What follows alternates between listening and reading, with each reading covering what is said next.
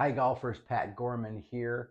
I just finished up a workout and I thought, I've got a nice idea on how to talk about this third classroom type video that's all about maximizing your current skill level to the golf course that you're playing. So, a quick recap: the first video that I did pertained to understanding scorecard par versus establishing your par that should be in accord with, again, your current goal or your current skill level, and then the goals, your scoring or handicap goals that you're after.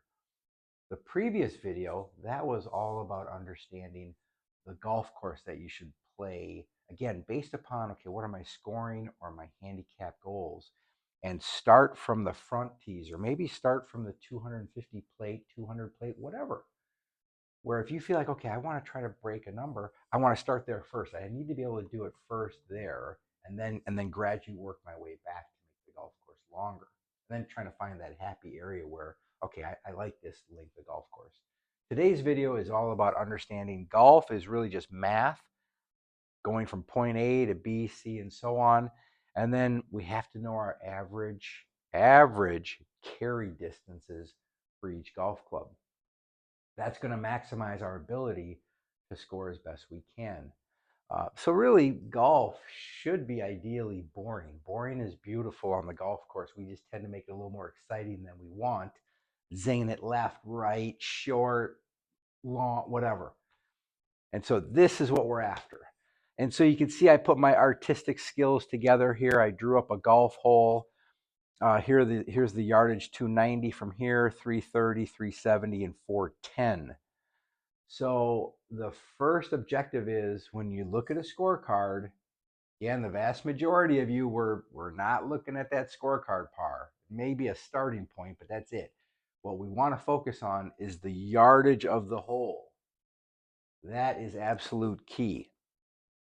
So, and then we want to understand yardages to a bunker, to a water hazard, things like that. And today there's no excuse for not knowing the yardages. We have the yardages on our wrist, GPS on the carts.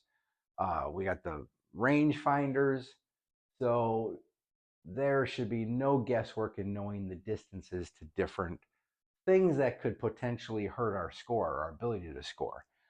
So in this case, if we're playing from the blue tees here and it's 290, and I know from the front of the bunker to the front of the green it's 125, so the math would be, okay, from this tee, to make sure I keep the bunker out of play, if I hit it roughly 165, I'm on the edge. If I have a club that I know I cannot hit it past 160, then that bunker is completely out of play.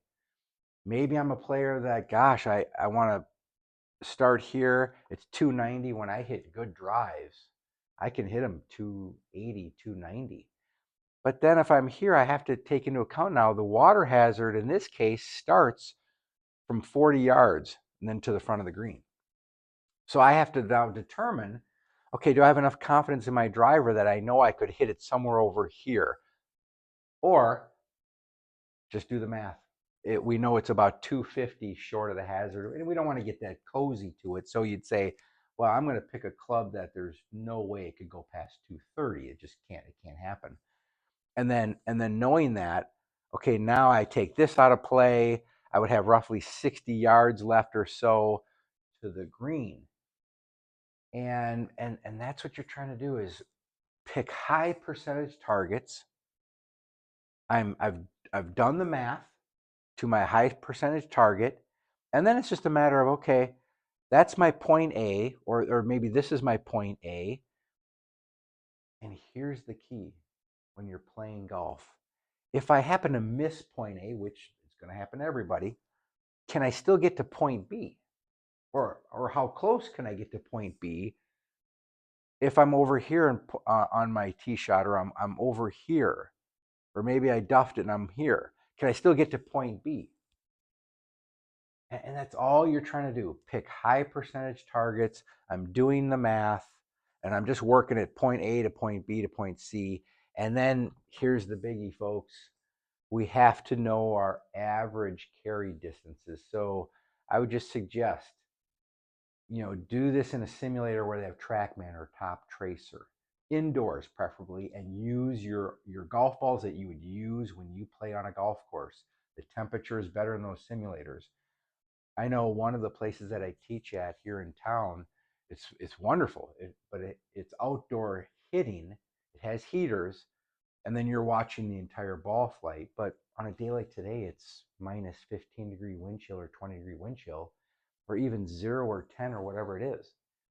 You don't want to be, I guess, too stringent on how far the ball is going on a day like today, because once the ball is hit and it gets into that cold air, well, you're not going to hit the ball as far as you normally would when you're playing in 60, 70, 80 plus degree weather. So take the yardages, and I would say even ignore the yardages if you're having to practice in a cold climate where you're able to watch the ball flight. Just ignore the distance that they're going. You can have a ballpark, but I sure wouldn't bank my yardages when I'm playing on the golf course in the season. I would not rely on those yardages. And you just have to be very honest with yourself. Okay, what are my average carry distances? Not my best, but it's my average. So, when you're going through your bag, maybe do the evens, the pitching wedge 8-6-4, hybrid. Okay, I hit 4 or 5 shots and I hit them pretty good. I hit them playable. I'm not waiting for the perfect one. I'm waiting for just good playable shots. Feel pretty good. What's that average carry distance? If you're throwing a dart, where does the dart land? Where does it land? That's what I want to know, is the carry, not the total distance. And then once you have that, write it down in your phone. I do that at the start of every season. I go in a simulator, use a TrackMan, and then I'm reviewing the distances.